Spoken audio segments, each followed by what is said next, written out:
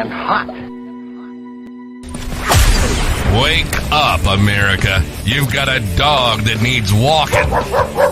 That's right, sunshine. Just put on a big pot of strong coffee and get ready to type your little hate mail with your opinions about kumbaya and flat earth insanity. Stand-up comedy? You want stand-up comedy? Well, we've got sit-down comedy. It's time for Coffee with a Dog. You make me laugh.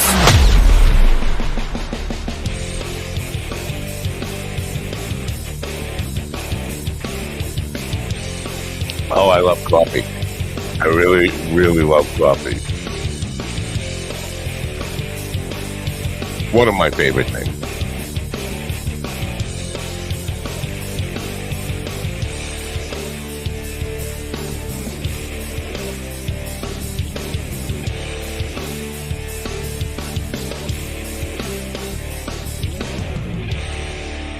Oh, good morning, folks. It is Friday, your favorite day of the week.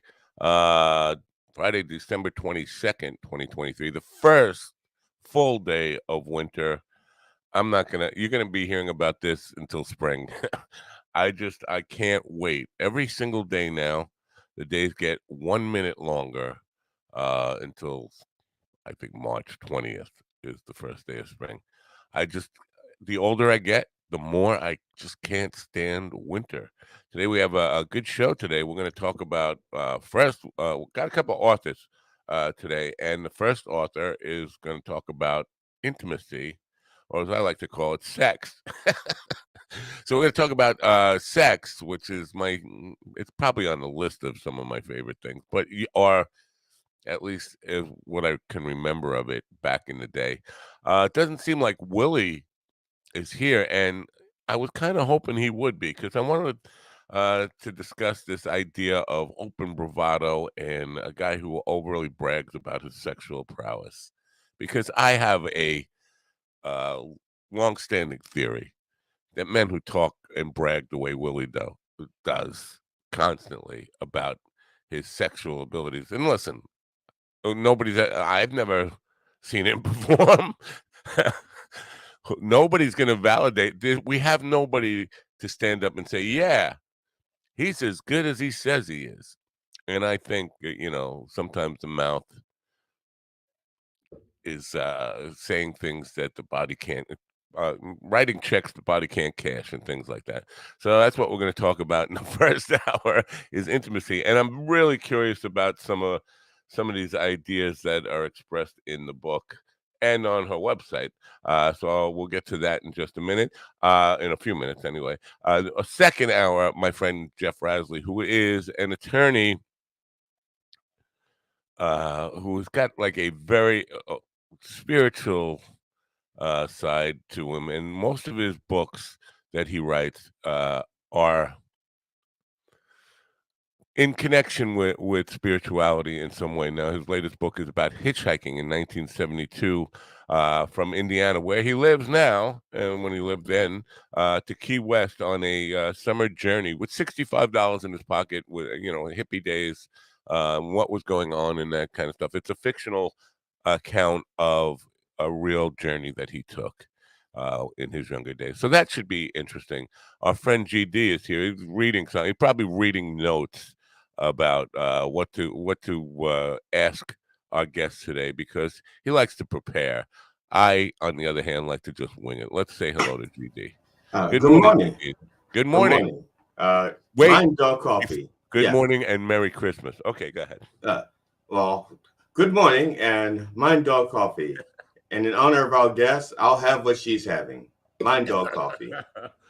Well, we don't know yet. We'll see.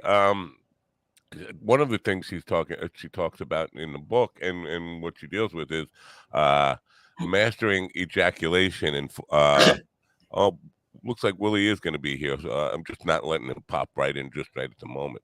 He's just taking advantage and just popping right in as he sees fit. I'm not sure. That's Willie. That's Willie. He's not known.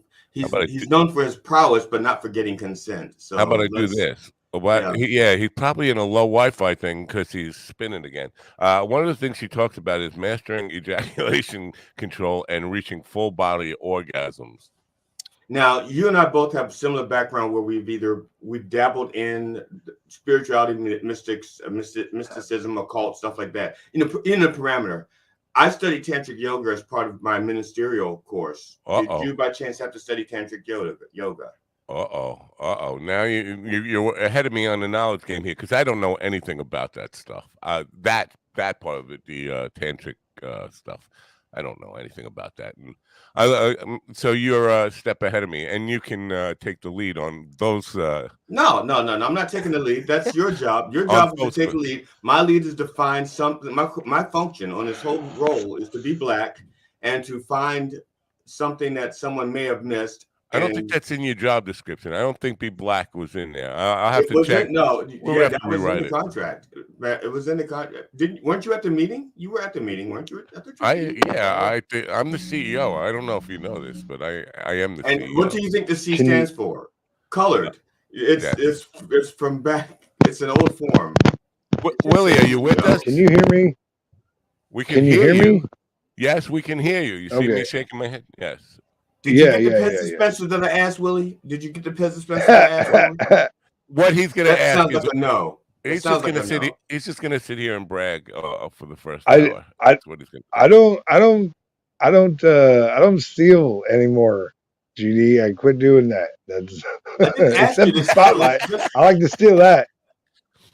Okay, look, I'm gonna try to help you out here, Willie. You don't have to steal it, okay? You can just borrow it and lend it to me. I'll steal it. There you go. Anyway, Merry Christmas, Willie. You know why I'm saying Merry Christmas, don't you? Because we're not going to do a show on Monday. I'm not going to do a show on Monday. Corey asked me. We're going to do a show for PBMT. Like nobody is going to be watching on Christmas morning. We're taking off Monday because Monday is. Yay! How about that? Like who's the guy in Scrooge? It's Scrooge. Oh yeah, Ebenezer Scrooge. Ebenezer Scrooge. Yeah, I'm giving you the day off. Yes. All right, my wife had asked me. Not with pay. My wife says, are y'all doing a show on Monday? I said, I don't see why not. It's just a Monday. She goes, no, it's Christmas. I'm like, not to me. It's just a Monday. Right. I don't care. You don't care? No. Well, me and Willie went out and got you such a nice gift to put, and we wrapped it and put it under the tree, and we was. And did you guys send me the addresses? By the way, I have gifts for you guys. No, not sending you. I don't think it'll be there by Christmas.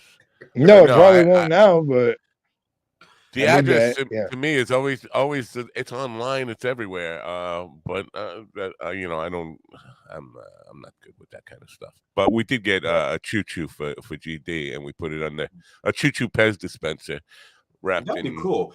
I will, Willie. I don't really trust you to have my address. I will give you my next door neighbor's address. I'll give you. How dumb is that? I mean, if it's your neighbor, I can track you down from your neighbor's house. I hope you know that. You don't know which one. Right. And that question. It doesn't matter. I'll just blow up them both. I mean, that's easy. It's all right. And actually, I'd probably blow up all three just to be safe. See, and now you wonder why I wouldn't give you my address. Yeah. God, like I deal with explosives. All right. Dude, I have all my fingers still, so I definitely I don't. I know you deal with explosives. Now, Willie, you missed the first few minutes of the program. Are you aware of what our first guest is going to be about here? I think so. I think you can't be bragging the whole time. Well, you can be, and we could just ask her to deal with what that really means. It's like a big truck. Guys who drive a big truck. If you think that I have spent most of my life.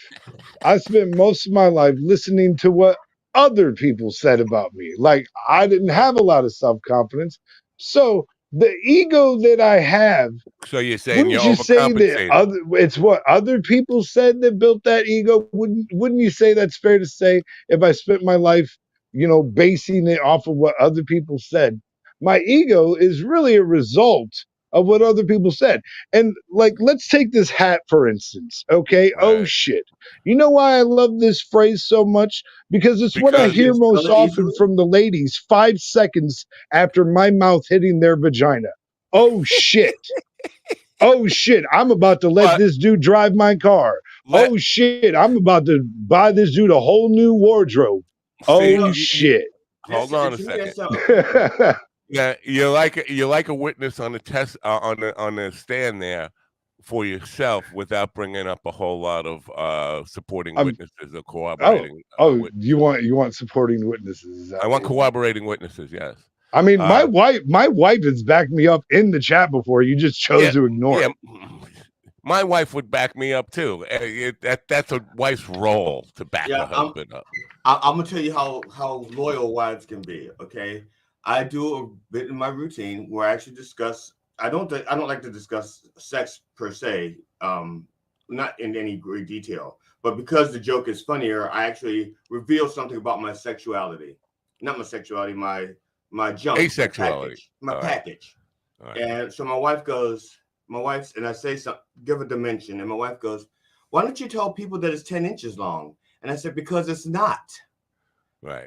And then my wife says, "But it feels like 10 inches." I'm like, "Who's 10 inches? Do you know what 10 inches is like? Have you ever been?" I'm like, who have you been with that you think that's 10 inches? It's like, my wife thinks like a man, you know? Just to be fair, the last time I actually took a ruler to it was like second grade. I was 7 years old. The last time I actually took a ruler to it. Anyway, we have to move along here. You never hear me.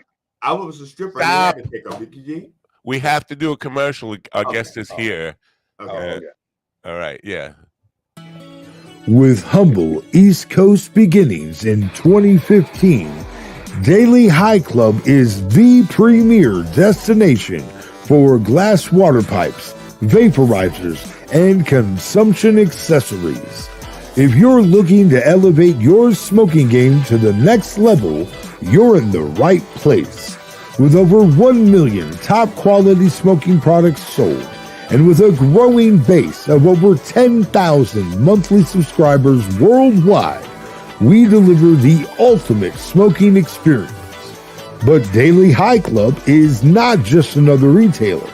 We're lovers of the smoking scene ourselves, working with giants like Tommy Chong, Snoop Dogg, Chanel West Coast, and more. Ready to join the Daily High Club? Let our experts curate your collection with our awesome El Primo monthly subscription box. Or grab one of our fun and unique pieces from our smoke shop. Get started today. Visit minddogtv.com and click on the banner on the homepage.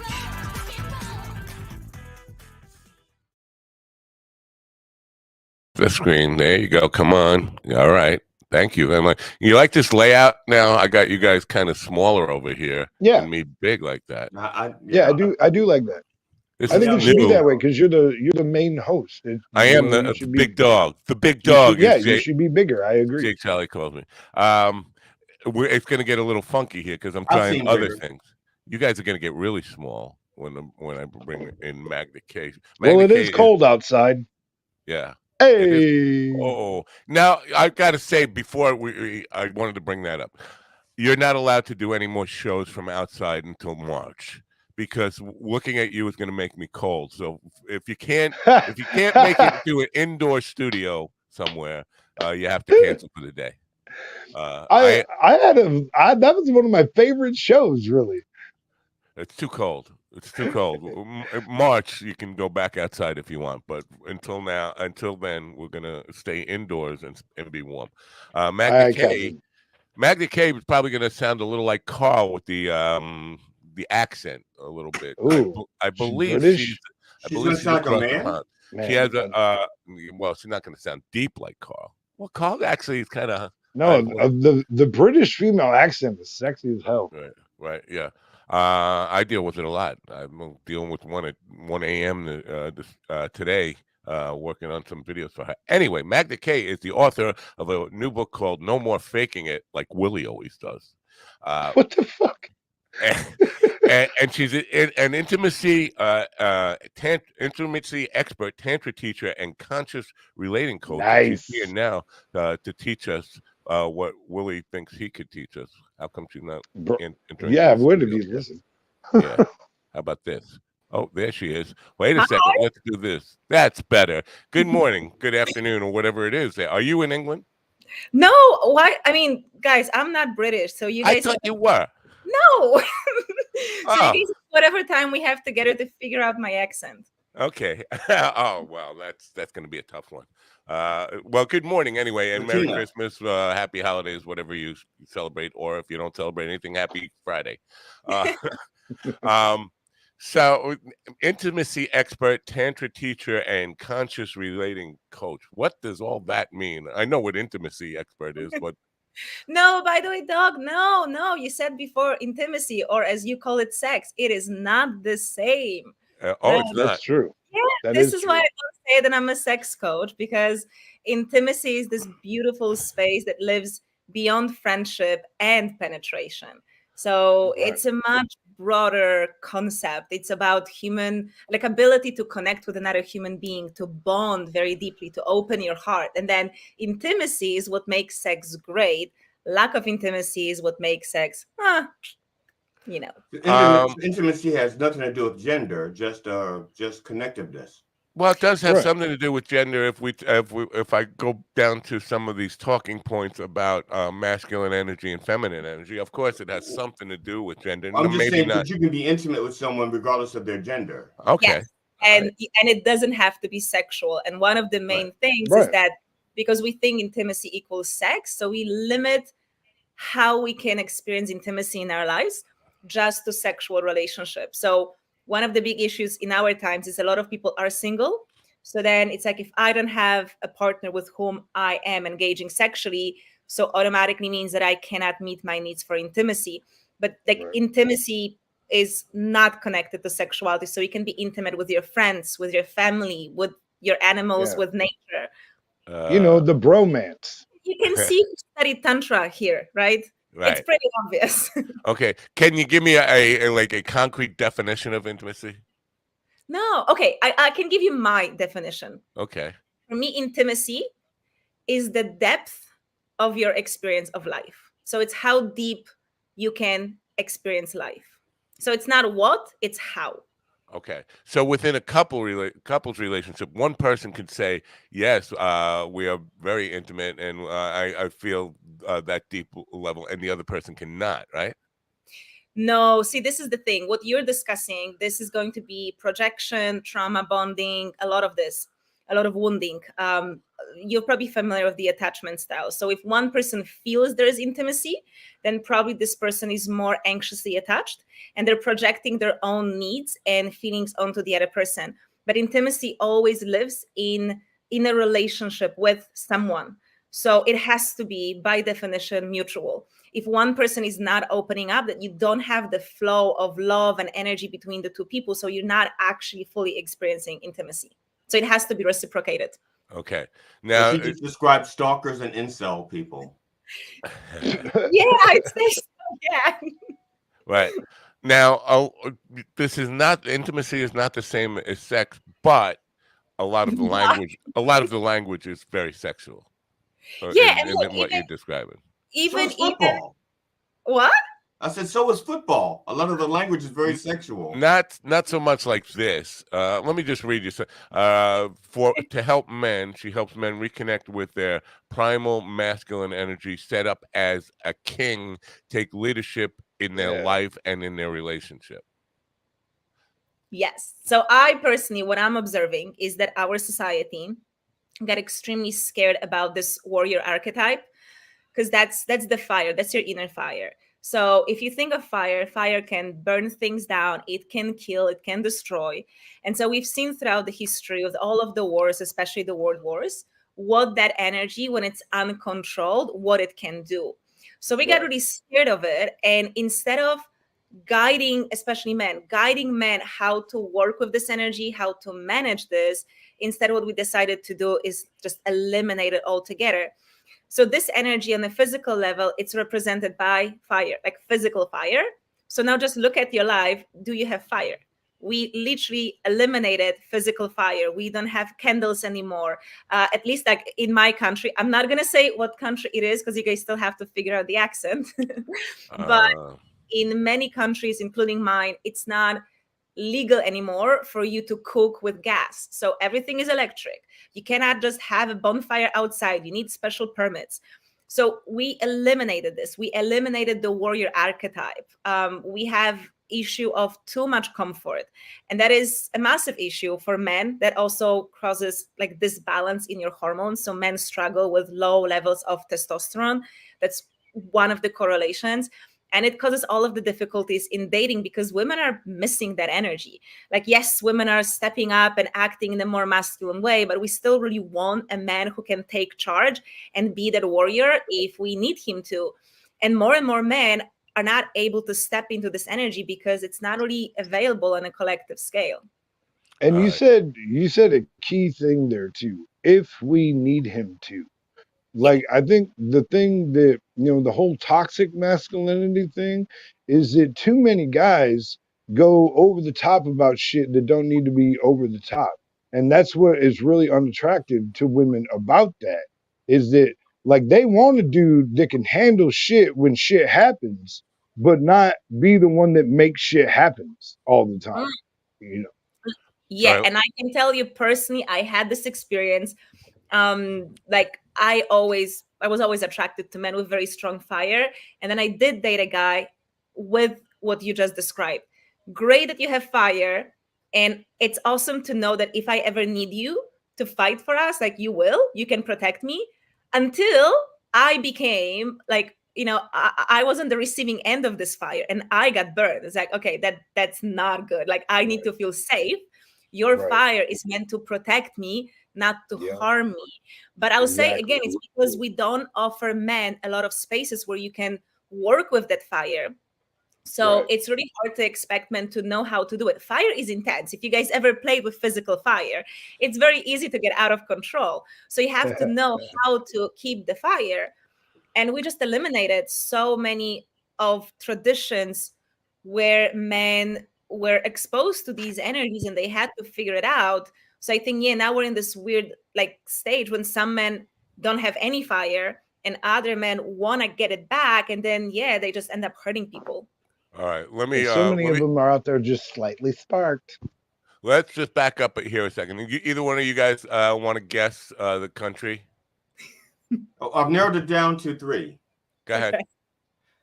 India. No, I'm just teasing. Actually, my first guess was I was actually going to guess Argentina, like because I was thinking Latina in there, but I was thinking Argentina. So either that or Scotland. Scotland. Fucking Scotland. Where'd you get? No, it's not Scotland. No, Willie, I shouldn't have to say. I shouldn't have to say. I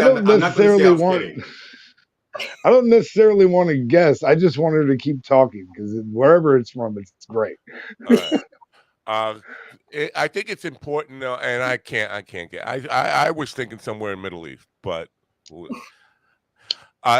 that's really not the point here. The point are you familiar with American culture, and do these things apply worldwide? Because culture here, feminism is a very big part of our mindset and it has been for 50, 60 years now in this country. Are you familiar with American culture first? That's the first question. And then expanding on that, are these ideas that you present worldwide, applicable worldwide in any culture? So I am familiar because I actually did a high school exchange in Indiana. So I lived there for a year. Nice. Wow. Yeah, I was on the dance team. I was like cheerleading, total school spirit. I love that. So I am familiar with your culture, but specifically about this, yes, I do understand you guys. Like, the US is kind of like famous, let's just say, for women can open their own door. It is different in different cultures, but I'm gonna tell you, I'm from Europe. So within Europe, you do see some countries that are very focused on it's all equal. We're splitting the bills. yeah, you can drive yourself.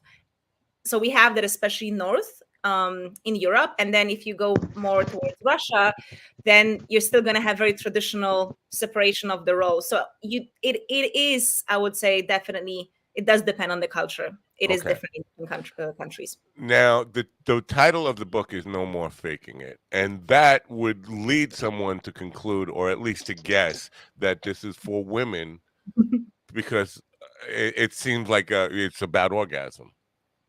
Okay, I have 3 men right now. I want to ask you something. Looking at the cover, would you think that the book is for men or not? No. Yeah.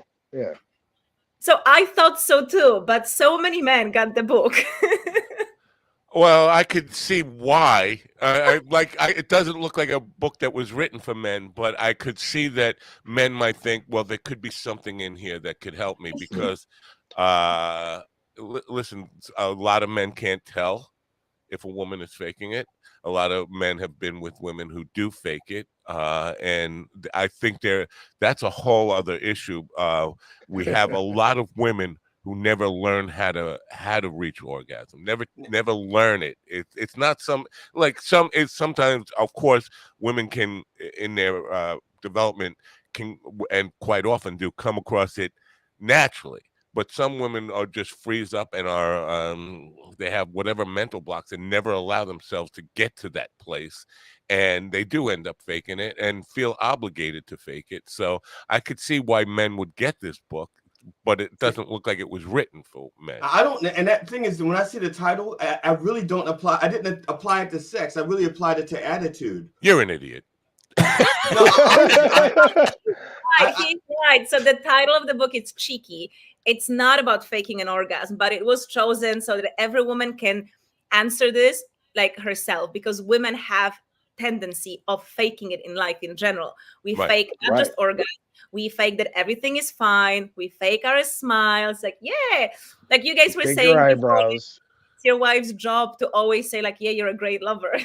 So basically what you just said there, if I can paraphrase and wrap this up for everybody in a nice little bow, it's all women's fault. They were faking it. Oh, come on now. That's what you just said. Now everybody heard you except for Willie and GD. Everybody heard what I heard. It's all women's fault. Absolutely no. And look, I'll say this. I am not saying that some of the things that women do are right or that they are correct, but I will say that there is a reason why women do certain things. There is a reason why women feel very uncomfortable speaking about what they need in bed, why women don't tell a man directly if I don't like something, why women fake their orgasm.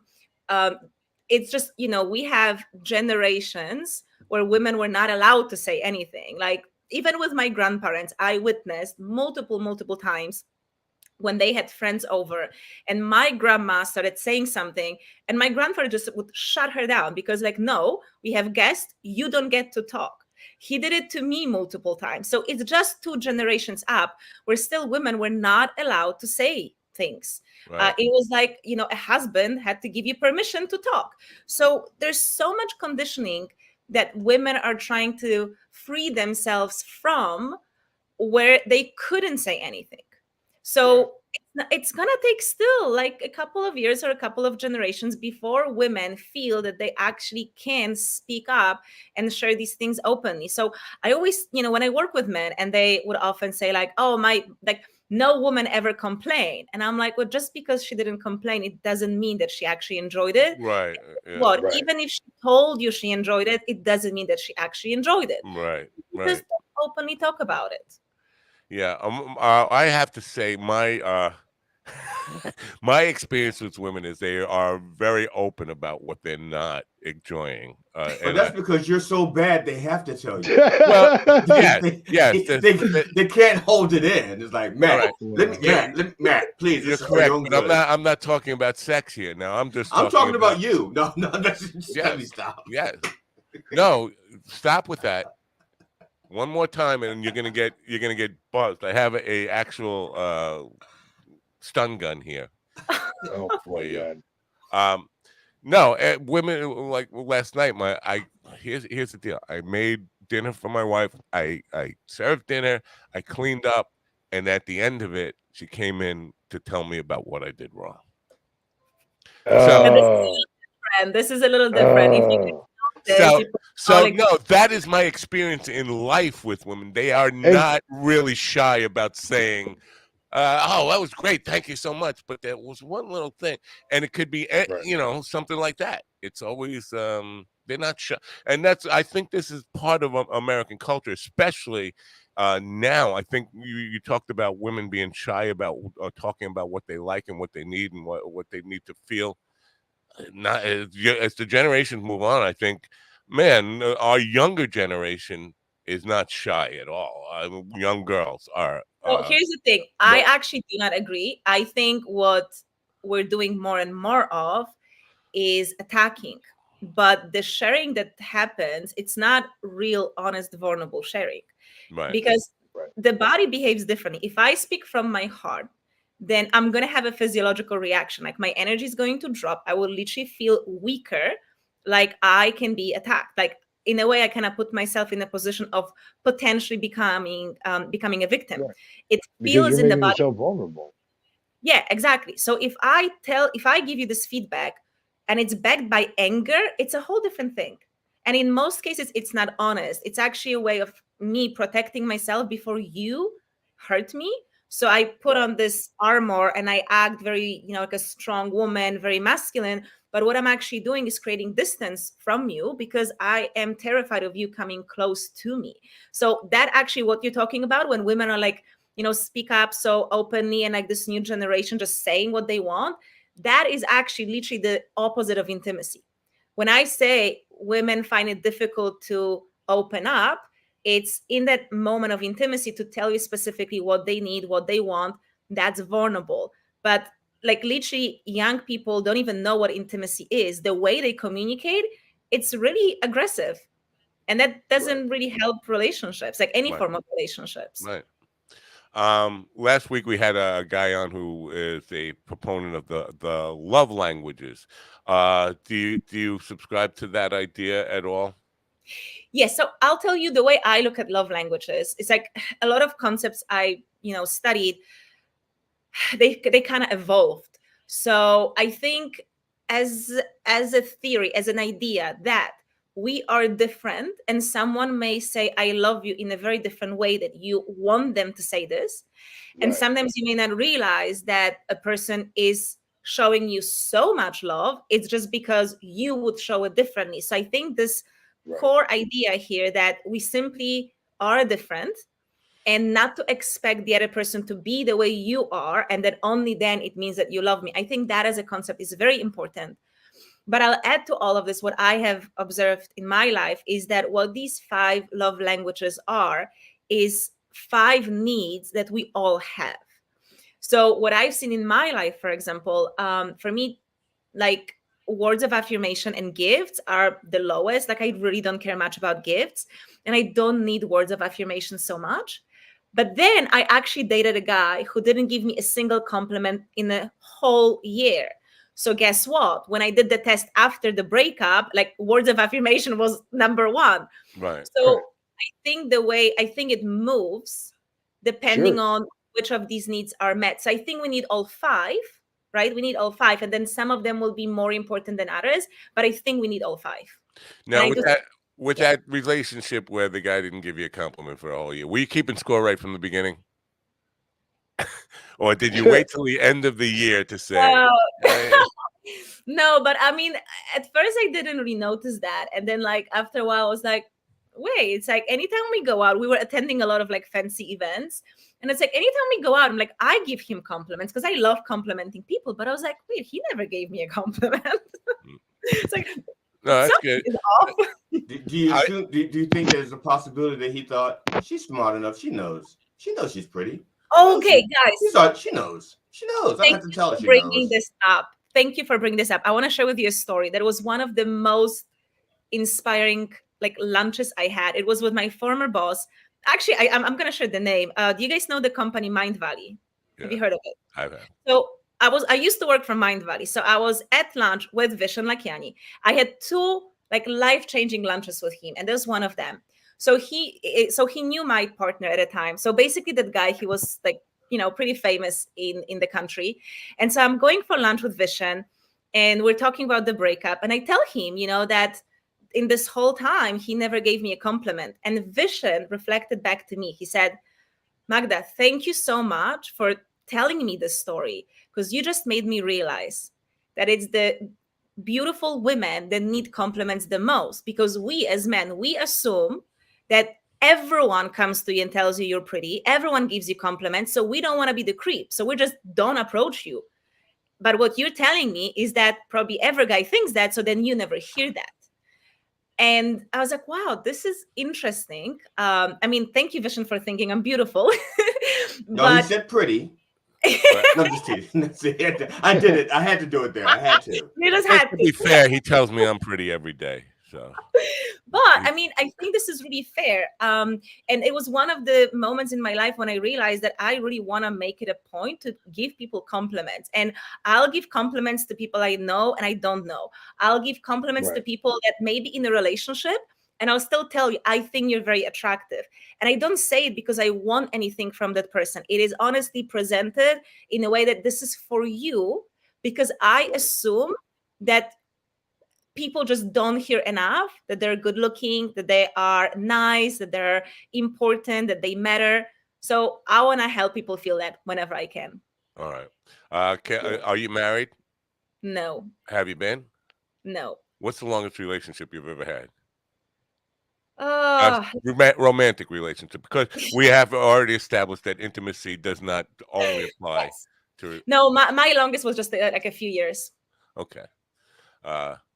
I think your perspective, if you've been married for 50 years, I think your perspective starts to change a little bit, probably even before 50 years. Absolutely. Like, anytime I speak to someone who's been like married or in a relationship for 10 or 20 years, I think it's so precious, especially these days where, people eject themselves from relationships so easily. I think, you guys have so much wisdom to share with everyone else. Like, how do you make it work? Because it's not easy. It's like, if I think of any other relationship in our lives, it's like, if it's a friend, when you're kind of getting to the point of like, oh, I'm kind of annoyed with them, you just take a bit of break, right? You just create some distance, you breathe, and then you come back. But when you're married, you don't really have that space. So you have to learn to deal with these situations. I think it's an incredible skill, and I absolutely respect everyone who's mastered that. Well, very few people actually make it work and last that long. And I spent a lot of time performing in nursing homes, and generally the people who are still married by the time that happens, they're in there 1 out of 200 or 300, really. One so marriages are not lasting 50, 60 years anymore. And there are people who go through many marriages, and each one in the beginning is filled with all its fire and energy and passion. And then 10 years, 12 years into it, not so much anymore, and it dies pretty quickly. And it seems like either society has lost its ability to kind of reignite those things and manage those things, or we just we're evolving as people where monogamy is not going to be around much longer. What's your take on all that? So first of all, if we look, like a couple of generations up where people were married for 50 and even more years, do keep in mind that these relationships were hardly full of passion. Right. They were companionship, right? It was a different dynamic. And I think, now that we're in these times where you marry for love and you marry for passion and desire, I think we are in a tricky situation, because we realize that things change after a few years, and what do we do? And there's a few things, in my opinion. First is, we are extremely lazy when it comes to our intimate lives and romantic lives. Anything else in our lives, we know that if we want to get better at it, if I want to get better results, then I need to study, I need to practice, I need to experiment. I basically need to invest in it. But when it comes to relationships and sex, we approach them as in, this is just natural. And if you need a manual to use your phone or to like learn, StreamYard, how to use it, you don't just expect to intuitively know this. Don't you think that a human being is more complex than some software or machine? And yet you Absolutely. think that we're just, intuitively gonna figure things out. It's like, look, maybe if your intuition was stronger, most people have really shitty intuition because they know how to use it and they don't strengthen it. So I think, first few years of a relationship, we're riding a wave of all the hormones and incredible sexual tension. So we think everything is fine. And then when that changes, we realize that, oh, so I don't even know what to do anymore. And it's like, Right. yeah, She now can't you gotta stand me. actually put it. Every time I blow my nose, she's dying inside. Like I don't. So Well, in your I guess in your little story there, your analogy, if you ride the wave and the wave comes ashore, is it more, do you go back out to look for another wave, or do you get a different surfboard? To be very, very honest, I don't think it's so black and white, because one of the things we used to have is you didn't necessarily get to choose your partner. And so people Right. would sometimes get stuck in relationships that were not good. And some of them were like abusive and unhealthy, but a lot of them were just like not really good. Today we chase something that feels really good. It's the same with work, right? Like, I'm going to change work until I find something that really feels fulfilling and exciting. And I think our generation is like the generation above me. I think like my parents, that's when it started. Me, and definitely the generation already after me, like, we're very much focused on me, on the individual. And if you think of a long-term relationship or a marriage, there is little space for an individual. It's about a team. So it's collective values over the values of an individual. And in this part of the sinusoid of our civilization, we're very much focused on what I want, my fulfillment, my desires, my mission in this life, my purpose. And so we pick everything else to fit me. And this is why it's really hard to get into the relationship and stay in a relationship. Okay. Now, right. I Now, do I believe. know when I woke up this morning, the first thing I thought of was what you're saying right there. I thought to myself, what can I do for Magda? It's all about Mag. I'm just no. He's Yeah, if you say I'm kidding, I'm going to smack you. I'm joking. I'm joking. Oh my God. Oh Uh, my God. anyway, I think that there's a lot to unpack in what you just said there, but because I'm thinking about my way I show affection to women in general, and it keeps coming back to romantic MasterCard. relationships, and instead of just relationships, I do it through service. So it's not, and it's never. I'm not thinking about me. I'm thinking about protecting my status by serving and like a service dog. That's what I am, a service dog. But I think a lot of men, and I think this because I know I was guilty of this in my youth. Relationship is a lazy thing. It takes away. I don't have to keep dating anymore. I don't have to look for somebody. She's always going to be there. And there is a new role in your service as being a protector and provider in that you're taking on. But a big part of it is laziness. I don't want to work. That's why I'm getting in a relationship, because dating was work, and looking for a mate, or just even looking for companionship was work. Relationship is the lazy man's way. See, now I was raised pretty much by a single mom. My mom killed my father off when I was a child, and Wow. so I look at relationships as living, breathing things that need to be nurtured. And if you don't feed the relationship, it dies and starves. Right. Just a So disclaimer: his wife, he thinks his wife listens to this program. Is why he talks like that. that is true. Yeah, love you, honey. You're my favorite. All right. Wow. If I can, because we keep coming back, I keep coming back to this idea that intimacy is not about just romantic relationships or about sex. It's about, but a lot of the language on your website definitely is about this stuff. Now, overcoming PE and ED, that is definitely related to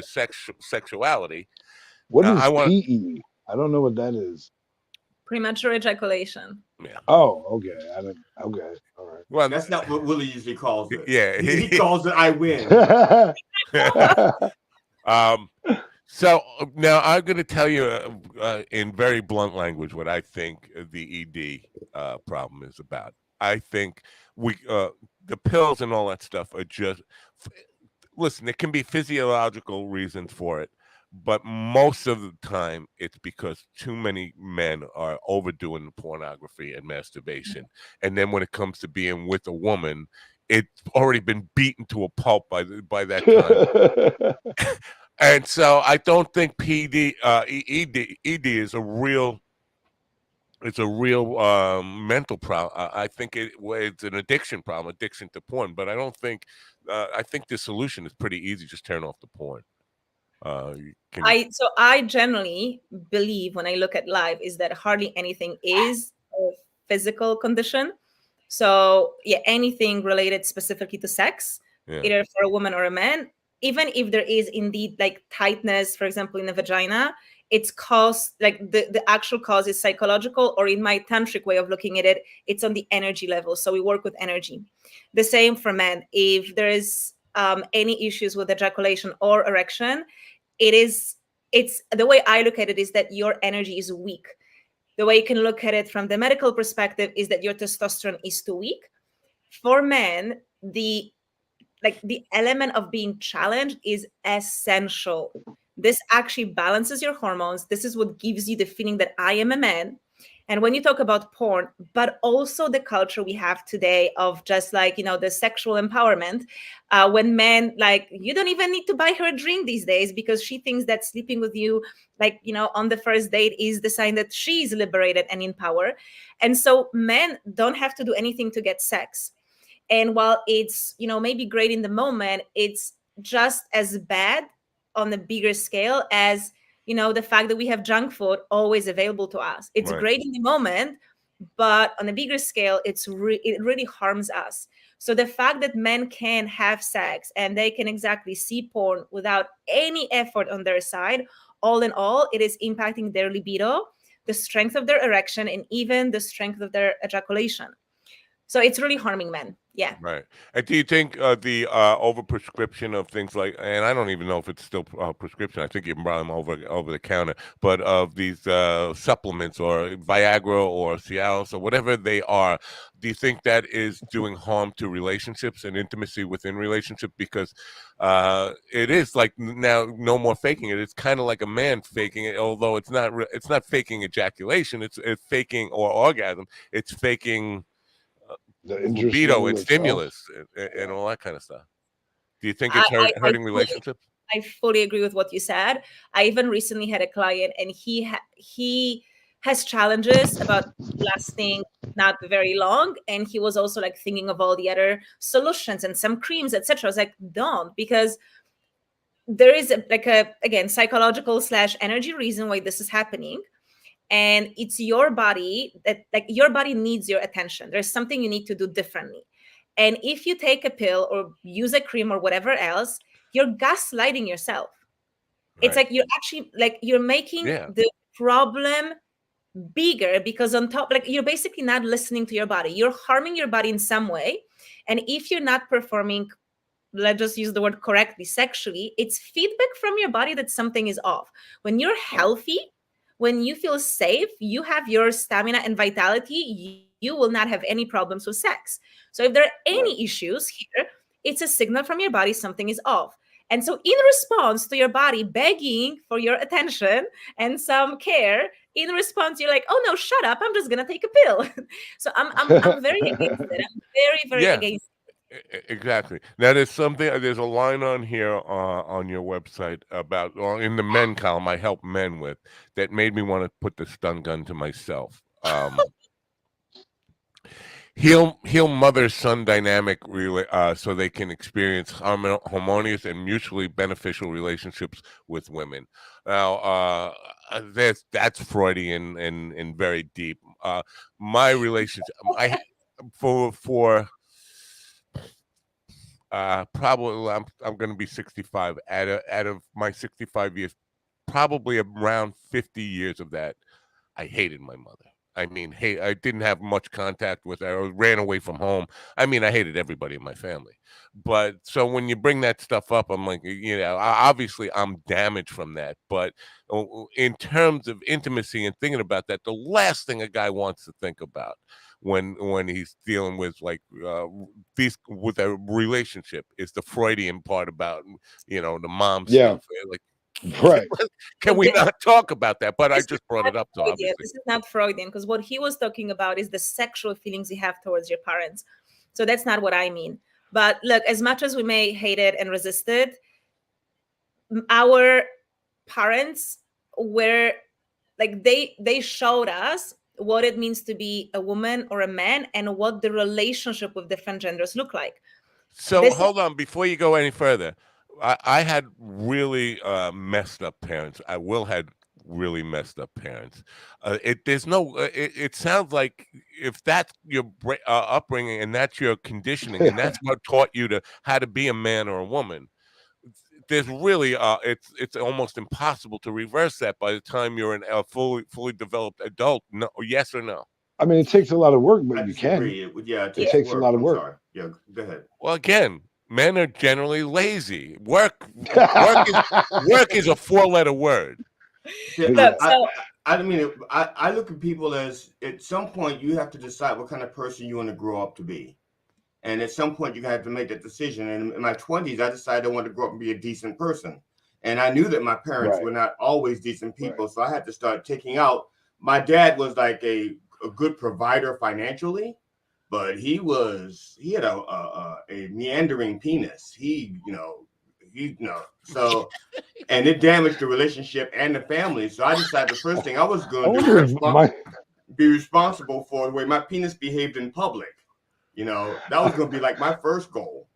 And I then wonder if my penis has ever been described in that way. That's a solid Meandering? description for a penis, meandering. I Well, love that. some of them actually quite have a very good navigational GPS, so it's not like meandering. It knows where it wants to go. Okay, this is my compromise because my mother has her version about my father's penises, my Right. father and his penis, and then there's what the world sees, and then I'm just like, okay, I'm just going to say it was indiscriminate fucking. But if we can come back to this, so even with what he just said and whatever he just said, I was reading Twitter. I don't know. This idea of growing up, because it's funny that he said, what do you want to be when you grow up, or what kind of person do you want to be and grow up? I have a video out there about that. People always ask. That's one of the first questions you're asked in life. What do you want to be when you grow up? And at 60, I did this video. Said I don't want to grow up. This has been my issue, and it still is the case all along. I don't want to be a man. I want to remain a teenage boy for my entire life. I want to die a teenager. I know I don't look like a teenager, but on the inside, that's what I am. You can still be a teenager and be a decent person. You could be a teenager and be a rap. Yeah, right. But but that's what I'm saying. The type of person you're going to be. So the question on the table was reversing or overcoming that parental bad modeling. Yeah, so let me go back to this one specifically. So absolutely, your relationship with your mother or a mother figure or lack of will impact your relationship with women, because what we don't really look at, and this is psychology of like the last maybe 20 to 40 years, we're realizing that we are reacting the same patterns. That's the whole school of inner child work and parts work. So we know this happens, but specifically with this one, so you guys know we often would say oh, she has daddy's issues, and it's like such a common thing to say. I'm like, yeah, well, they're mommy's issues. So what men don't often realize is that, so you guys can even tell me whether you feel that's true for you, but looking at how you guys manage your resources in life, at any given time, you're going to have one main woman in your life. So when you're younger, that's your mother, and you respect her and you love her, unless you have a really bad relationship with her. But often, even if a man absolutely dislikes his mom, he will still feel like that's my duty to take care of her. But when a wife comes, a wife needs to replace the mother. And depending on the relationship with the mother, I've seen a lot of situations where the son didn't like his father, didn't like the way that the father behaved. So he took the mother's side and he developed a very deep, intimate bond with the mother. And he is still in the dynamic son-mother. And unknowingly, he then replicates that with a woman. And a few things can happen. Some men really struggle to have sex with women they deeply love because the love brings up this mother-son dynamic. So they would not have sex with the mother. So how could I have sex with this woman that I really love? So it's like, this is the woman I desire and I have sex with. This is the woman that I love. And they really struggle to bring this into one. So this is one of the consequences. There's another consequence that if the son like try to win his mother's love. So you guys know that when we're kids, we try to win one of our parents' love more. So, right, one of them, it's like we'll engage in more strategies to get their love. So if a son felt like the mother wasn't very emotionally available, then he would have developed a lot of strategies to get her attention, get her affection. And this kind of a man may really struggle to stand up to a woman. So how this can actually show up is a man who will cheat or will be like disloyal to his woman, because if another woman asks him, he will not be able to say no. And one of the elements of being in a relationship, especially monogamous relationship, is that you have to be willing to upset other women because you have your woman who takes priority. So some men are not able to do it. It's literally the story, oh my God, she just stood naked in front of me. I couldn't say no. It's like, oh, I'm so weak. But that will literally go back. This is when I would look at, okay, well, let's talk about your mom. Because I'm going to find the reason why you're unable to reject a woman. Why do you let women, for example, abuse you and take advantage of you? This goes down to that relationship with mother. Wow, it's too much yeah, here that for was me. really eye-opening for me, honestly. Yeah, that's a lot. Because like there. my no muscle is my problem. Like I never say no. That's the issue. Uh-oh. Yeah, and GD's coming to your back end right now. I just saw GD coming through your back end. He's said, Oh you man, never say no. It's open. It's open, GD. That back door is open. You come right in. What you just kind of highlighted for me as you were speaking, I think Willie probably just was going through some of the same things, trying to figure out how all this applies to me. And what I realized is I need a team of psychiatrists. Yeah, me too, bro. Both of them, for sure. We all do. Yeah. Now, Mike Chavola says Spain. Spain? Oh, for me? Yeah, Spain. No. But I am aware that some people think I'm Italian because there's a couple of things I say. That's what I was gonna guess. Yeah. But I used to live in Italy and I speak Italian. I think that's why. But no, I'm not Italian. Okay. And I'm not Spanish. No. All right. Now, so now, there's so much here that we're not going to cover it all today. But so coming back to this idea, the book was written for. I thought it was written to help couples. Is it more than that though? Because you seem to be suggesting that it's not just about healthy sexual relationships, or healthy romantic relationships. It's more than that. But all I'm seeing and at least in the website stuff, is about I help men with these issues, and a lot of them are sexual. Help women with these issues, and they're all sexual. And then couples, the same thing. So, well, Doug, here is the thing. I don't know if you guys, any of you, ever did like really proper, for example, coaching on money. You think you hire a coach to talk about money, and then you talk about your childhood. So it's the same here. We start to talk about sex, but if you really want to have good sex life, we have to go deeper. This is not a superficial concept.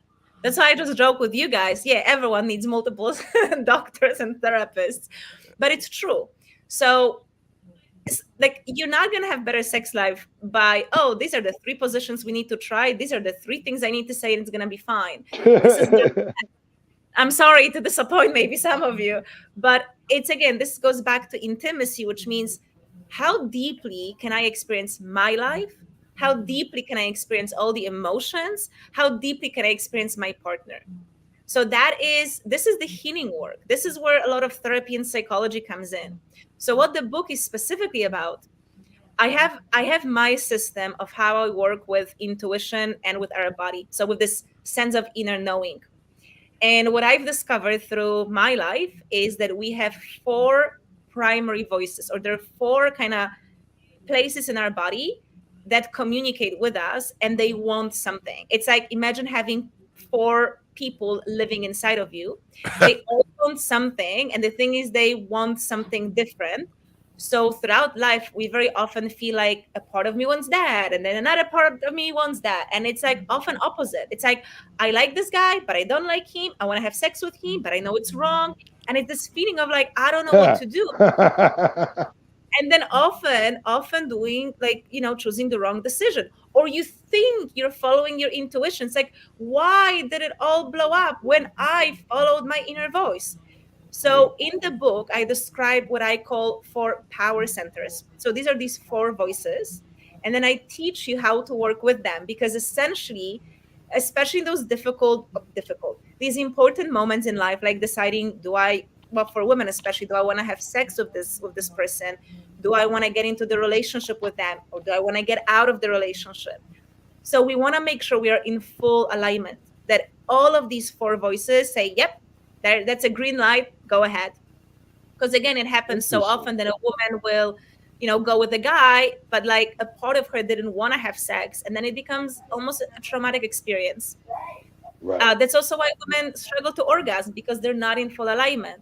So in the book, I talk about these 4 power centers and then how to work with them, so every woman can know for sure, okay, this is the right thing for my body, for my emotional state, for my mental state.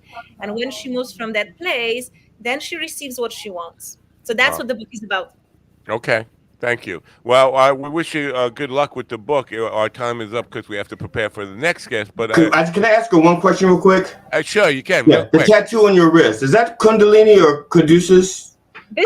Yeah, because it was moving by so fast I couldn't see. Looks like a gecko. No, this is so funny, guys. This is my first tattoo. I have 3 small tattoos. This is something I drew.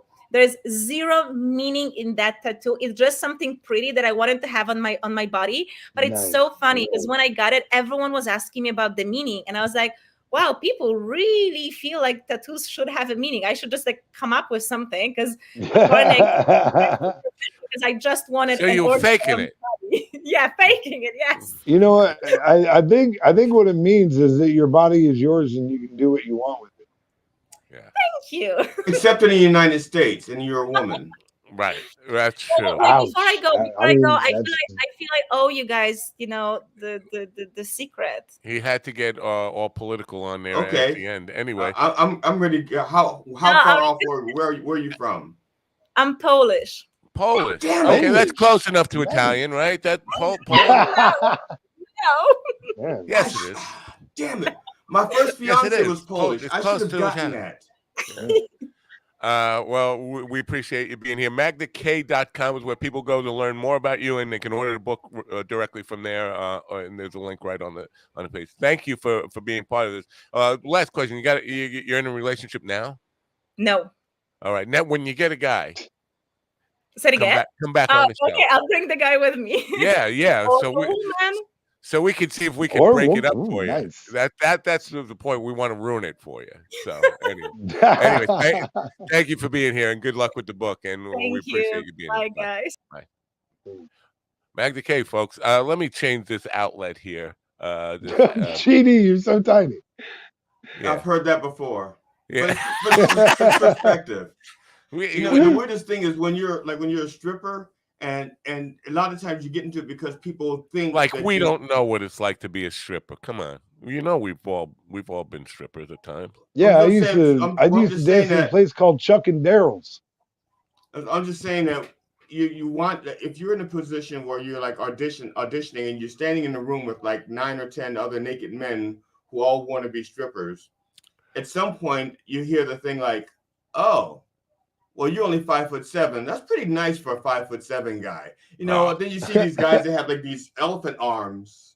Yeah. And you're like, that's way, way too much. I'm sorry, I didn't hear a word you said. You said being naked in a room with 11 other men or something. I was like, no, I'm checking out. I'm checking out. I mean, that right there is why you never want to go to prison, Matt, because it's just dicks everywhere. There's hundreds of dicks in prison. Yeah, we've kind of figured out that that can't work for me. I cannot do that. Going to prison. So Willie and I have actually been in similar situations, but for totally different for reasons. different reasons. Yeah, exactly. For totally different reasons. I've seen hundreds of dicks. Willie was the designated soap picker upper. That was his position. It didn't pay well.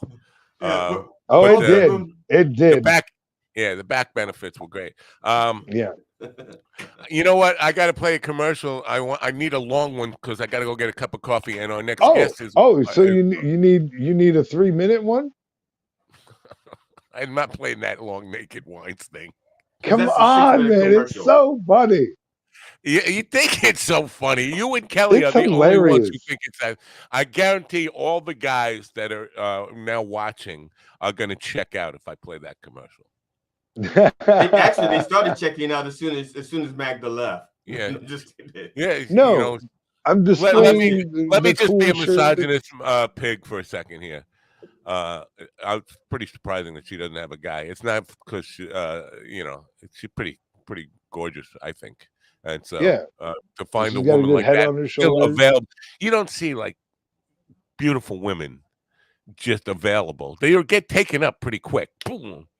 So they don't stay on the market long, is what I'm saying. So I'm surprised. That my guess is that she meets somebody and they find out what it is that she's doing, and they can't deal with it, and they check out.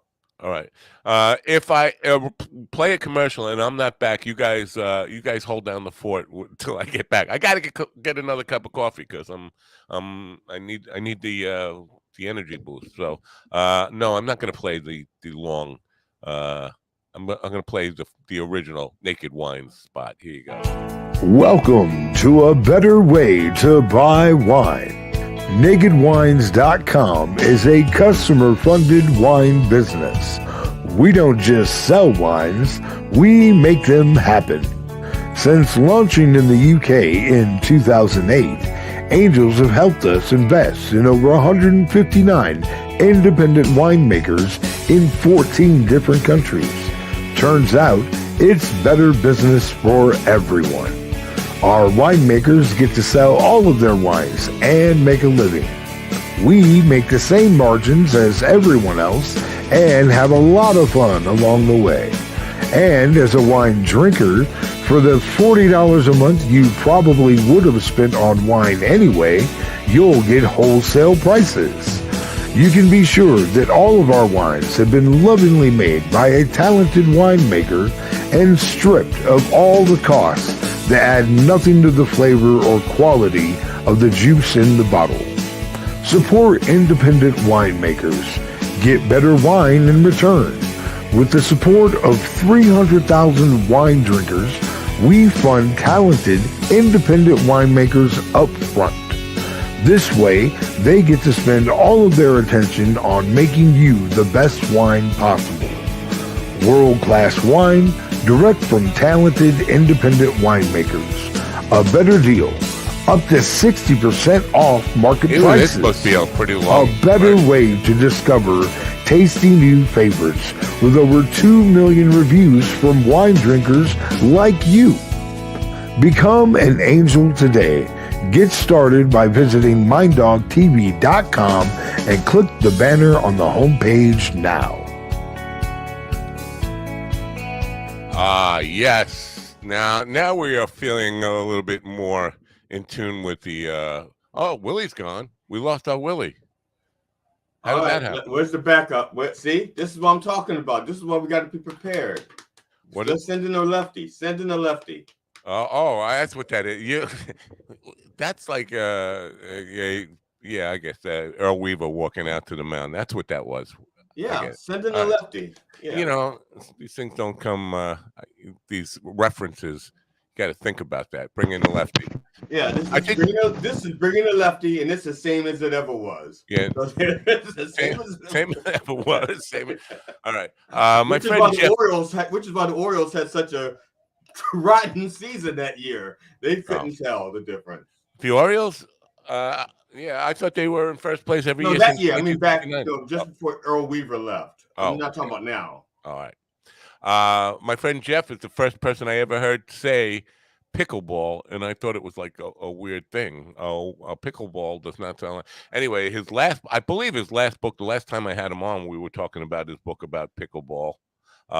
Today, his book is called the book he currently has out. It's called A Hitchhiker's Big Adventure on the Road from Indiana to Key West and New Orleans for Mardi Gras in 1972. That is a long title. I was about to say that's for a shorter trip. Hitchhiker's Guide to the Galaxy is a bigger trip, but a much shorter title. Right. Yeah. No, let me read it one more time. A Hitchhiker's Big Adventure on the Road from Indiana to Key West and New Orleans for Mardi Gras, 1972. It's a long title, but I'm sure it's a good book because he's a great author. He's here now. Welcome back, Jeff. Good to see you. Good to see you guys. Can you promise me one thing, Matt? I don't think so. Well, you're beautiful, but can we not talk about orgasms? I don't know. The guy, by the way, the guy directly above you that just laughed like that, all he does, that's his entire life is just bragging about his penis. So we're basically what? That's not true? Are you going to say that's not true? No. No, I was gonna try to, but I can't. Anyway, so yeah, welcome, Jeff, and good to see you. Now, people don't know. By the way, that's GD up in up your upper right, and Jeff and I know each other, but we don't have to introduce us. Jeff and I already know each other. Go ahead, Matt. Do your job. All right, tell me a little bit about Jeff then. Okay, Jeff just wrote a book. It's called Hitchhiker's way too long fucking title. It takes longer to read the book than it does to make the trip. It actually takes longer to read the title of the book. Now, what was his profession before he became an author? Right. You say you knew him. Well, he's right. I'm supposed to what? I'm supposed to do your research for you. Don't you know? No, I know him. I've had several conversations with him, and okay. I'll tell you what we'll do. We'll on three. We'll go on three, and we'll both say what it was. No, I'll just tell you. I'll just tell you. But you wish we were talking about orgasms now, huh? No. He does wish we were talking about. He's an attorney, and I think you're going to like him because he's a very complicated man. I would say. No one understands him but his woman, John Shaft. Come on, we heard it. Let's go. His politics kind of match yours, I think, in a lot of ways, at least from what I've heard from both of you. So anyway, Jeff, welcome. Now the new book is a fictional account of a real thing. Is that? Do I have that correct? That's correct. All right. Yeah. 1972 hitchhiking with $65 in your pocket. Now $65. But back then that was like having $479. Right. Well, that's the point I'm going to make. How much money was that? Did your parents say, "What? Why are you out of your mind?" Yeah. Uh-huh. Oh, look at that. My dad just sort of pretended that it wasn't happening, and my mom cried a lot. But right. Yeah. Were you what we call a hippie? Yeah, sort of. I mean, I had long hair. Was into rock and roll, sex, drugs, the whole thing. But I was also a 3-sport jock in high school and hung out with the in crowd. So, as you said, complicated, diverse. Right. Which three sports? Football, swimming, track, and then summer baseball. Wow. And track. What was your thing in track? Quarter mile. Yeah, the most painful. Right. Now, why did you make this a fictional account? Why, as opposed to a memoir kind of the trip that you took? Couple reasons. So the way I've been writing books, for the last 15 years or so, is it wasn't intended to be this way, but it's fallen into a pattern of I do one nonfiction and then the next one is fiction. So this was fiction's turn. Plus, this was 50 years ago. I didn't take a camera with me. I didn't keep a journal. Right. Well, memoirs don't necessarily have to be all that accurate. Well, lots of them aren't, but Yeah, they're, that's at what I least mean. in theory, they're supposed to be. But so, and a lot of the memories are faded. So, plus, it was just more fun to be able to make up stuff. Right. But Now, were you already were you in college at the time? As I mentioned, you were an attorney. Was that already in the works at the time? Were you in college, graduating college? Where were you in your life at that point? I'd been in college for one semester and I dropped out. And I worked in a factory for 6 weeks to save up the $65. And then I hit the road. Right. Summer of '72. Now, with there was a big This, election in that year. well, yeah, it was actually the winter of '72, and the book relates two true experiences.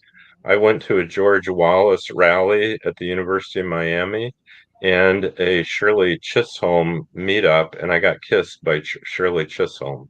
Wow. The George Wallace rally. Is that like kind of like a Klan rally? Yeah, Yeah. yeah. Did George It Wallace was. try to kiss you also? So I kept my distance. yeah, it's just when I think of you, the last place I think I would imagine you is at a George Wallace rally. Well, now times were different then, but it wasn't so different. Concerns about violence and any of that kind of like, hey, let's beat the hell out of an Indiana lib. Or did you go there because you were hungry and they had free food? No free food. Uh-huh. I went because I was curious. And at that point, so this is in the winter of '72, and George Wallace was actually leading in the polls in several states for the Democratic convention or nomination, including Florida. And so I was in Florida, and I was appalled but fascinated that this guy could actually, the pollsters were all saying, well, he'll win a few states, but he's not going to win the nomination. But still, that he could be so popular, I was really curious. Right. Very interesting time. Now, the Democratic Party was kind of split. There were liberals, but there were also Dixiecrats who were very conservative, or I don't know if conservative is the right word. They were very different than the liberal Democrat Party. Were you politically active? You were going there. You say you were curious, but were you politically active at that point? Well, not really, but because in '72, 18-year-olds got the right to vote, I was going to get to vote for, the first cohort of 18-year-olds, and I was one of 165 Hoosiers who voted for Dr. Spock. Nice. Fucking nice. Now, in those days, were people lecturing that that's a wasted vote? And because you hear it all the time now, a vote for an independent. People are fed up with the two-party system and vote for an independent. Well, you're just wasting your vote then. Was it considered that then? Yeah, but I don't think so much because McGovern, it was pretty clear he was not going to win, and he was going to get slaughtered, and so, and the Democrats. Hold on there. McGovern was presumed the nominee, because I thought up until June 9th or June 10th, whenever it was, that Robert F. Kennedy was presumed to be winning that thing. Or do I have it? Well, yeah, I mean, it was really closely contested, but I'm talking about the general election. Oh. So, by the time the general, Nixon, McGovern's going to get slaughtered. So, and Spock was a peace candidate. His platform was peace and love. I'm thinking of 1968. I'm sorry too, but it just occurred to me Kennedy was killed in '68, not in '72. Right. McGovern was the presumed nominee all along. Yeah. Okay. I'm sorry. I'm sorry, Jeff. Just for the people out there, because some people are going to get confused between Dr. Spock and Mr. Spock. and they're they're like, wait a minute, did you Younger actually? people, I'm sure, don't know who Dr. Spock was, right? Right. And Yeah. so I just wanted you to have an opportunity to let the younger people know who Dr. Spock was. Yes. Yeah, so Mr. is the science fiction androidish sort of character, and Doctor was a child psychologist who sold 50 million books. So he gets 50 million votes and he's the next president, but Yeah. didn't happen. Yeah, not everybody who buys your book is willing to vote for you, it turns out, which is a good thing. Remember that guy we did a story about that only 2 people voted for him? Yeah. And his mom and all his friends lived there? So Never mind. Key West was your original destination, and you went to Key West. Why? What was there something going on there? Like Jackie Martling show. No, not in Key West. He was in Palm Springs. Not in 72. Yeah. It was the furthest point south, and I wanted to go someplace warm, and that just seemed like, go south as far as you can. And I also had the idea of working on a shrimp boat, which I actually came close to doing, but I didn't. Right. You were Gump before Gump. Gump is right. I was going to be the Gumpster.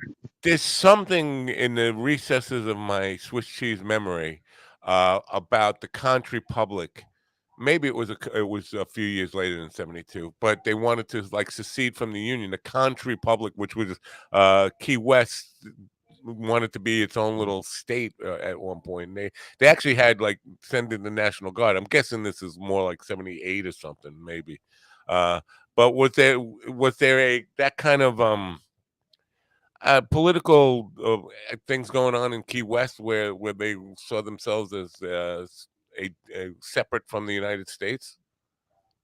Not that I experienced. I mean, what I saw, and I was really only there for a couple days, was a lot of military people and a lot of gay guys. Yeah. Still, that's pretty much it. That pretty much summarizes it today, I think.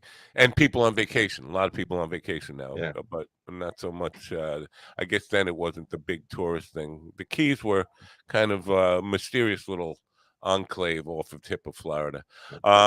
So now writing this book, what was it just a exercise in entertainment for you, or was there some kind of higher purpose behind your reason for writing a book?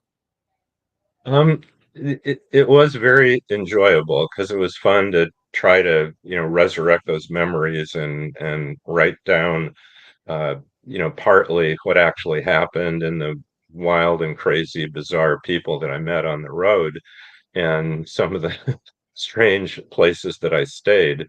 But there were a couple sort of themes and points that I wanted to make. One is that we are a less kind nation and culture than we were in 72. I mean, think about who would pick up hitchhikers now. It's difficult. And who would hitchhike? I mean, we don't trust people like we used to. And the sort of the counterculture attitude of love and peace, the baby boom generation, young people, we're going to make the world a better place. That was a very powerful force then, and it was, and enough people felt part of that I got picked up by lots of young people, hippies, students, but also interestingly military people and ex-military people. I'm thinking about that time. For me, it was a carefree time because I was younger than you. I'm still younger than you. It's funny the way that works out. But you're gaining on me. I think I was 13 in 72, so not really thinking about these things. Even though I was a pretty politically active young teenager, I think everything after 68 just felt like okay. Just freer and just a lot more carefree than because I think 68 was like a stress breaking point for the United States. We kind of hit this point where we were almost at civil war. Somehow we avoided it and then came back together. And this is my very far rear view mirror picture of being a 13-year-old in 72. It was just, didn't care about anything. Didn't care about, we weren't really thinking we could be at World War III in a minute or the next. As we hear all the time now, this is the most important election of our lives. This is the most important. It wasn't. It was just another election for a lot of people, and even though it turned out to be a country breaking election, at the time people weren't thinking about that. That's my takeaway from 72. No, yeah, I agree. Yeah, and I stress the point that it was a more carefree time and that young people felt more carefree and that was a real generational break.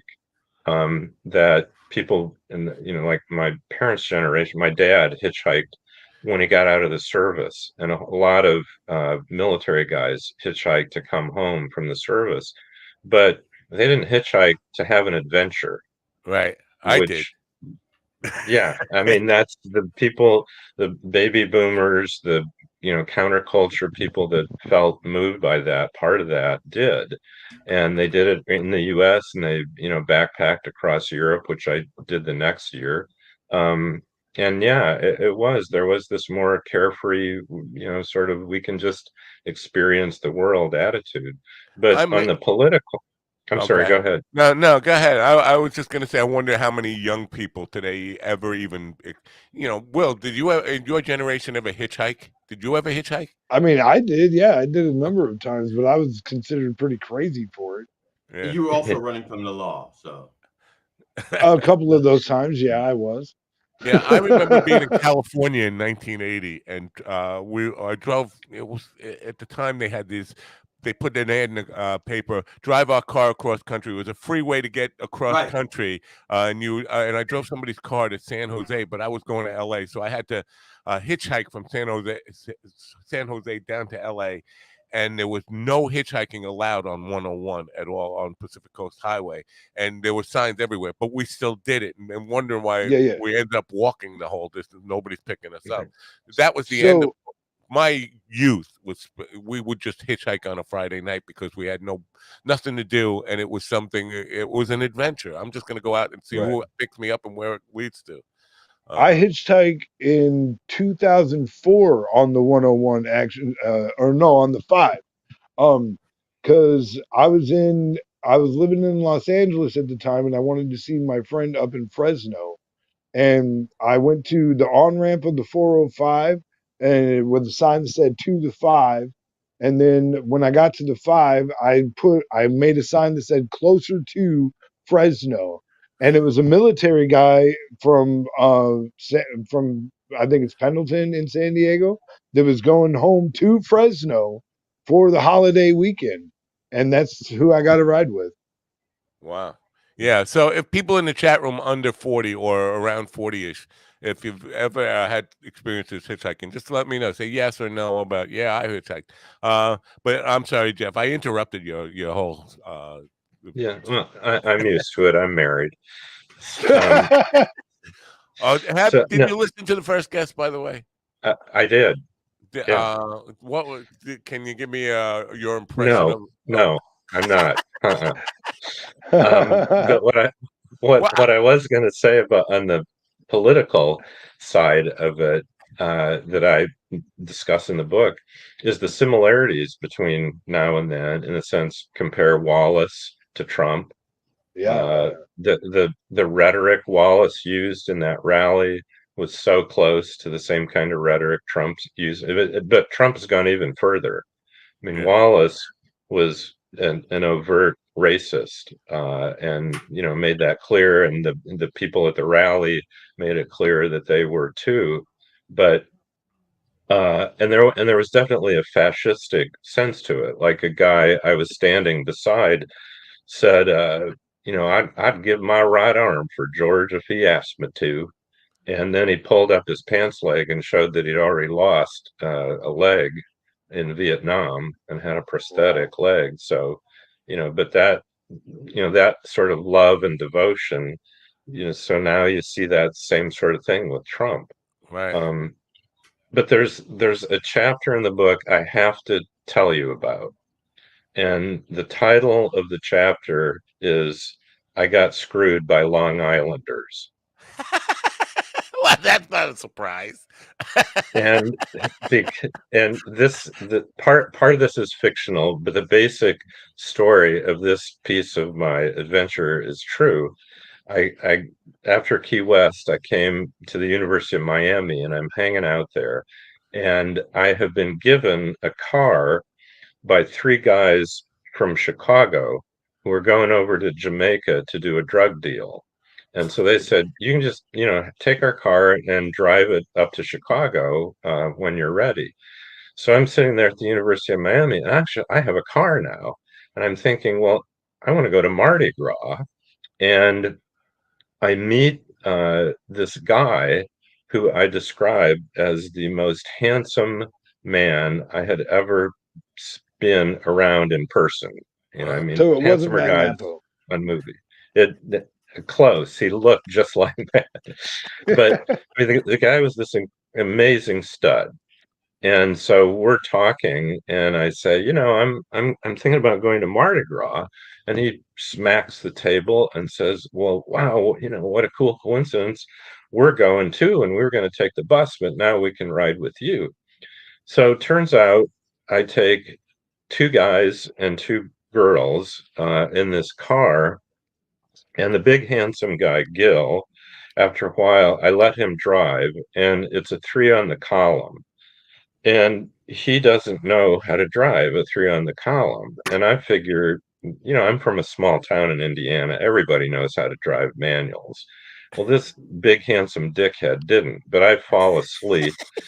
And by the time I wake up, he's ground the gears down, shot the clutch, and we roll into New Orleans in first gear because I can't get it out of first gear, going to 10 to 15 miles per hour. And these 3 or 4 people from, and I really couldn't remember where they were from, so I made them from Brookville. And Brookville, as I understand it, I didn't do a lot of research. As I understand it, is a ritzy, yeah, exactly. Money. These people were the most arrogant, careless, didn't give a damn about anything but themselves people I'd ever met. And so my character is this working class kid from a small town in Indiana who's never experienced people like this before. I mean, they're physically gorgeous, but just so carefree beyond just looking for an adventure, because their futures are secure. They're going to go into daddy's business. They're going to marry, the girls are going to marry rich guys from that have gone off to Harvard and come back. But so anyway, so we get to, and the car is shot. I can't drive it to Chicago, and these people just walk off and abandon me and the car, my problem. And so Long Islanders, at least from Brookville, come off as some of the worst people I met on the road. I can vouch for that. And I think people have heard me tell a story about delivering a refrigerator in Old Brookville when the old guy called me an unshaven bastard for just complaining that he delivering like a massive refrigerator freezer thing, and the guy made me move it all along this gigantic estate. No, we want it here. No, we want it there. No, we want it here. No, we want it there. And after like 6 or 7 different places he wanted to try it, I said, you got to make up your mind. And he said, you unshaven bastard. And I was like, that was the beginning of a very long, violent episode in my life. But yeah, I'm not a fan of Brookville people, old Brookville people. They're not nice people. So you got that right. Good. I picked right, because I just picked Brookville. Yeah. Well, unfortunately, I am running for Congress in that district. All right, you're still running. Yay! Yay! Yeah, see, we didn't even know. I just got a letter from the FEC today that I need to file my year-end financial report, and I'm like, "Am I dropping out or not?" I don't know if I'm dropping out. Jeff, if to catch you up, that's George Santos district, or was George Santos district, and I filed to run in 2024. Started a campaign, did some television interviews and that kind of stuff, and then Santos got kicked out, and I'm like, well, that I can't run against a real politician. I could run against him, and I thought I might have a chance, like puncher's chance in it. Do you have any take on that? Like, because there are, I don't know if you know, but I think it's currently 36 independents are running in that race, and we'll have a Republican and a Democrat. And the Republican is actually somebody who held the seat before Santos had it, who retired, Tom Suozzi, who was the congressman from that district. He retired, and then he beat Santos the first time Santos won, and then he retired in at the second one when Santos won. Do you have any take on whether it's even worth it for a guy like me to try to take on Democrat establishment, Republican establishment, and 34 or 36 other independents who are also thinking the same thing? Well, based on my own experience, which was I ran for city council in Indianapolis when I was in law school. And I thought I had a chance, and this was in the primary, in the Democratic primary, because I led the first rent strike in the state of Indiana that year. And I was in the media a lot, got interviewed on TV and written up in the paper and so forth. So I thought, wow, I'm really cool. I'm a media darling. But the Democratic machine here had a different idea. They had a guy they'd already picked out for the district. But so I was told to meet with the boss, and I did. And he said, well, I want you to run citywide, because we had certain number of at-large councilmen and then district. And I said, well, I don't want to do that, because I said back then in Indy, the Republicans won the at-large seats all the time. And that's changed, but that's the way it was. So I knew I'd lose if I was an at-large Democratic candidate. But in my district was what we'd call purple now. So, the Democrats would have a real chance. And the Republican who had held it had retired. So it was an open seat. So I really wanted to run, and I was going to, knock on every door, do that kind of campaigning. But he said, sorry, we got our guy picked for that. Clay, we owe old Clay. Old Clay's been working for the party all these years, and Clay deserves a shot. So I said, well, too bad, I'm going to run against old Clay. And I campaigned the way I planned, knocked on doors, had a bunch of other law students knocking on doors, but the machine was too strong. The machine is awfully hard to fight against, and it's pretty depressing. Are you for term limits, and if so, what should they be? I am for term limits, and I think a total of 8 years is plenty. Right. Well, I was running under the promise that I was going to run for one term only, one term and one term, and the only thing I really wanted to highlight was the amount. My main issue that I wanted to highlight was the amount of dirty money, special interest money, that every single politician on both sides of Democrats and Republicans are both beholden to, and the idea that representative government currently is only for corporations and people with enough money to buy congresspeople. Your congressperson is not representing you. They're representing whoever is buying their seat in almost every single case. And I wanted to be the one person to stand up and, like Jesus in the temple, to overturn the table of the money changers and scream at them all and say, I want to know who owns your seat, and get myself thrown out anyway. So, but one term really isn't enough, right? I mean, to learn the job, because nobody really knows what the hell they're doing when they become first elected. They don't know. I mean, you never see a first term. I shouldn't say never, but rarely see a first-term congressperson write a bill or author a significant piece of legislation. Right? It takes some time. Yeah. I'm sorry. It can be done, but usually you're disrespected because of seniority and stuff like that. Right. So Yeah. so 8 years is like 4 terms, and that's the other thing is with the 2-year a window for Congress people. You're starting your campaign as you're getting sworn in. You're thinking about your next campaign, and it's this constant. I got to get on television type of thing. Our political. Do you feel any hope for the political system? Actually becoming government of the people. No, very little hope. I mean, I have been at times heavily involved in it. I was an intern for the record-breaking in terms of years served mayor of Indy, Bill Hudnut. My brother is a professional Republican who's worked for all the major Republican politicians, including Dan Quayle and Lugar from Indiana. So for a long time, I had kind of an inside view from him.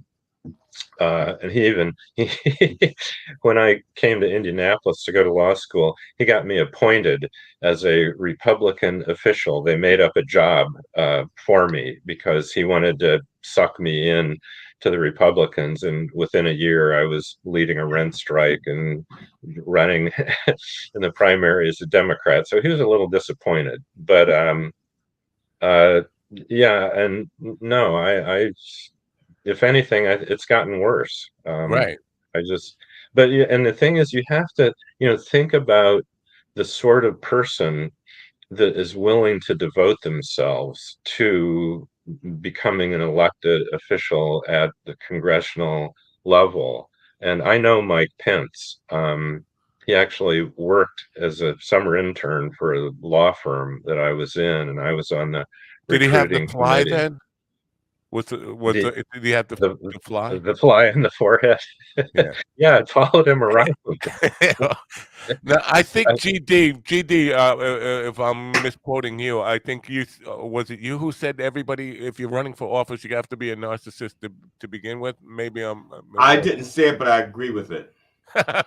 Somebody did. Somebody said that recently to me. Like anybody who would want like the power of national office has to be kind of a narcissist to begin with. I mean, just to. That sounds like something Ace Williams would have said. Maybe he did. Maybe he did, but somebody said that. But they also they have to be a narcissist, but they also have to be a butt kisser. Right. Because the way you move up through the machine is through this loyalty. You work for this guy, he likes you, and I'm totally loyal to him, and so then he supports you, and so you move up the chain by this, your devoted loyalty to the guy above you, who then lifts you up, and so that it's like this weird combination of butt kissing narcissism. Yeah, it's a very but for me now, because you're older like me, and you don't have the unbridled optimism of it's the guy who hitchhiked from Indiana to Key West in 1972. For me, it really it makes me full of doom and gloom and pessimism, and it doesn't make me a good person to experience what we're going through as a country right now. It puts a very dark I don't know, coloring on my atmosphere and the way I treat everybody in my life, and everybody sees my pessimism. Will thinks it brings terrible things to my life, but that's a whole other story. But does it does it affect you in the same way? Do you feel like, what's the point? And obviously you're writing books to keep yourself entertained and happy to all this stuff. But how do you deal with the doom and gloom of what you just described in American politics? Is we're not headed on on a road to getting to a place that's any better than this. Yeah, by playing pickleball. I mean, if you dwell on it and you care, it is upsetting. And so I have a circle of friends that we can share, we can piss and moan about the state of the country, but actually, I mean, my own personal life is very good. Right. And Yeah. it was very good when Trump was president. Me So, too. But that's the conundrum here is that I have nothing to complain about. It's that the media, and especially and I don't have television. I don't even watch cable television at all, but it still gets to me. The talking points still get to me. And like just driving to a studio the other day, I caught a militia training for civil war in the act. They're in the woods We have there to by the say goodnight to Calverton. Gobes. Oh, thank you. Yeah, that's what that alarm was. I have to say goodbye to Governor's Comedy Club right now. Governors, Merry Christmas. We'll see you